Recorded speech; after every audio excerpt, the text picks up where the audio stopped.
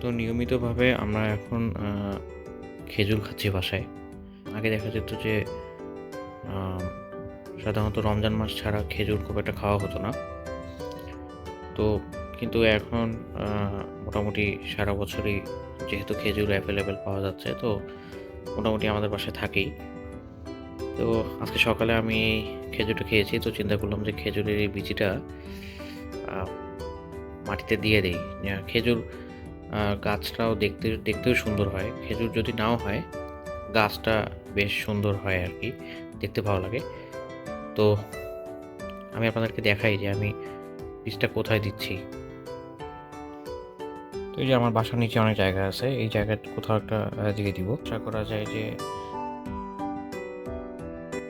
হবে, খেজুরটা হবে। তবে নিচে আরো খেজুর গাছ রয়েছে। চলেন আমি আপনাদেরকে দেখাই।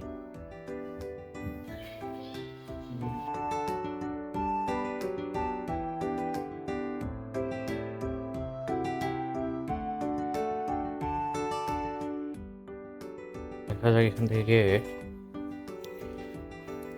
খেজুর গাছ হয় কিনা। তবে এখানে আরো খেজুর গাছ আছে। এই যে দেখেন। দেখতে সুন্দর।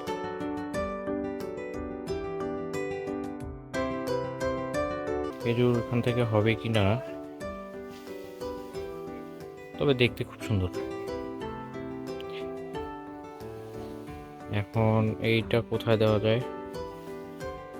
জায়গা অনেক। উম, এই জায়গাটায় দিয়ে দিই।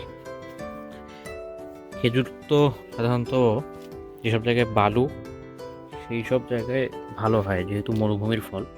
আমাদের এই জায়গাটায় অনেক বালু দেখতে পাচ্ছি, মানে মাটিটা একটু বেলে মাটি আর কি। তো এখানে দিয়ে দিই, যেহেতু এখানে একটা গাছ আছে, এটা পাশেই দিয়ে দিই, ভালোই হবে আশা করা যায়।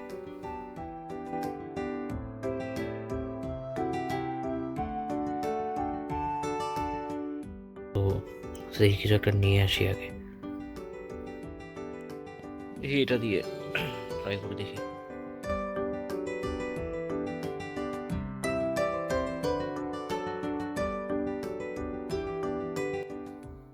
ওকে, এটা হচ্ছে আমাদের খেজুরের বীজ। তো এখানে যেহেতু আর একটা গাছ আছে,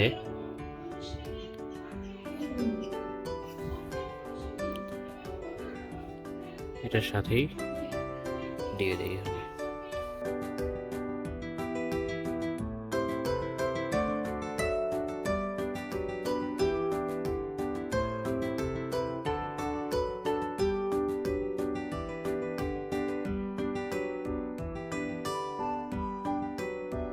পানির প্রয়োজন পড়বে না, কারণ মরুভূমিতে এমনিতেই পানি থাকে না, পানি ছাড়াই হয়।